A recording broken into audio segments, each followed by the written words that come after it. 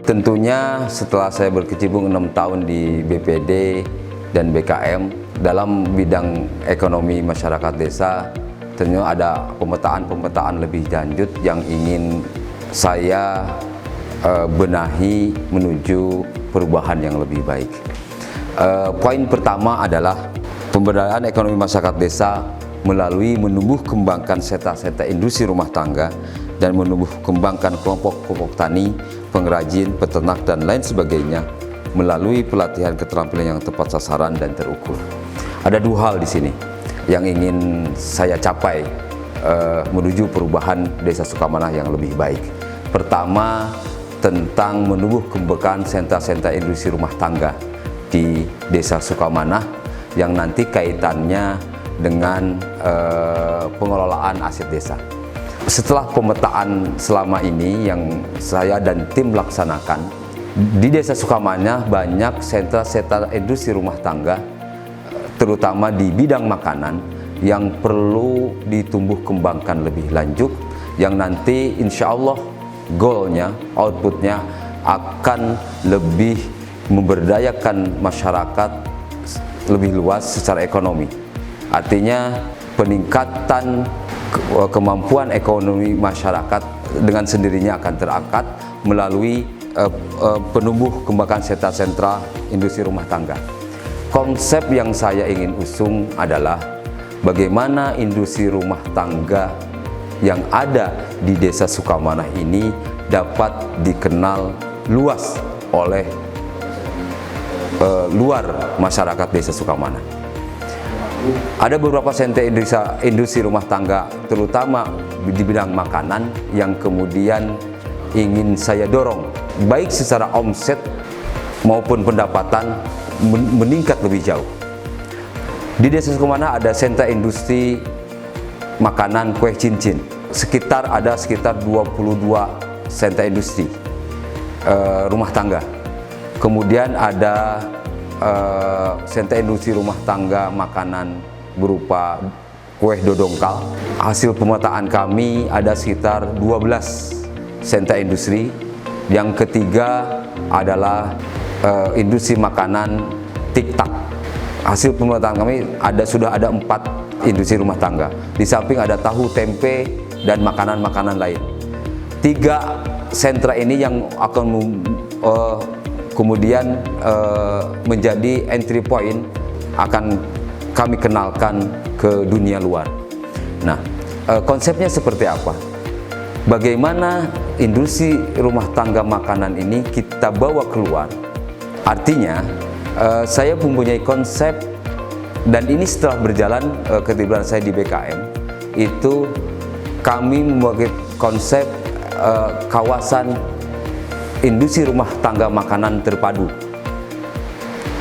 Bagaimana UMKM makanan ini bisa dikenal oleh masyarakat luas, kita dorong yang asalnya di dalam kampung, kita majukan ke jalan-jalan.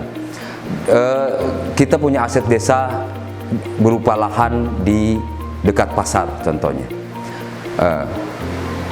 Kami di BKM sudah mengajukan ke provinsi untuk membuat sentra industri terpadu, UMKM terpadu di bidang makanan, yang nanti berupa workshop di depan. Jadi kita bawa UMKM itu, kita buka workshop di depan. Contoh, kalau Kota Madia punya kue mochi Kaswari itu, dia terpadukan di situ. Kenapa tidak kabupaten mempunyai sentra industri? Contoh aja kue cincin dan dodongkal. Karena untuk kue cincin dan dodongkal sudah dikenal selain di kawasan Sukabumi, sudah dikenal di Jabotabek dan di daerah Bandung.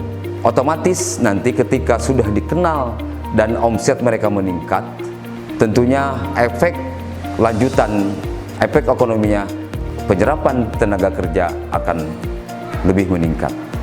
Konsepnya adalah bagaimana kita membuat workshop di depan, kita kasih stimulus berupa keringanan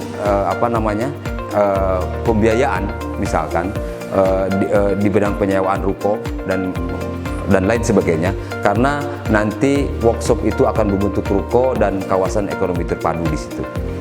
Cisaat dan Desa Sukamanah itu menurut informasi yang beredar akan dijadikan kawasan penyangga pariwisata dengan pariwisata unggulannya di Situgunung dan Selabintana. Nah, nanti kita dari wisatawan luar daerah itu kita arahkan ke kawasan sentra industri UMKM di bidang makanan itu, karena nanti itu akan terpadu workshop di situ, proses produksi nanti di situ, dan juga bisa dijual secara hangat di situ. Saya membayangkan seperti tempe Bandung, seperti itu kan. Jadi di luar di workshop di situ orang bisa melihat proses produksinya, karena dengan melihat proses produksinya tingkat kepercayaan higienis, kebersihan, kualitas makanan dan lain sebagainya akan kemudian menjadi tolak ukur dan menjadi rangsangan masyarakat yang lebih luas untuk kemudian bisa membeli produk-produk itu. Di samping nanti ada pemberdayaan keterampilan tentunya. Ya, ini yang kemudian poin yang kedua, pelatihan keterampilan yang tepat sasaran dan terukur. Selama ini yang kemudian tahap pemberdayaan oleh pemerintah desa seringkali tidak tepat sasaran dan terukur. Nah, oleh karena itu, untuk penyelenggaraan pemilihan ke depan akan dihitung benar bahwa ketika ada pelatihan ini betul tidak tepat sasaran, dan terukur. Terukur ini di sini apa yang kemudian budget yang sudah dikeluarkan untuk pemberdayaan keterampilan ini bisa sesuai dengan output yang dihasilkan. Karena banyak selama ini yang kemudian pelatihan pertanian yang mengikutinya bukan petani, misalkan. Ini yang kemudian saya maksud tidak tepat sasaran.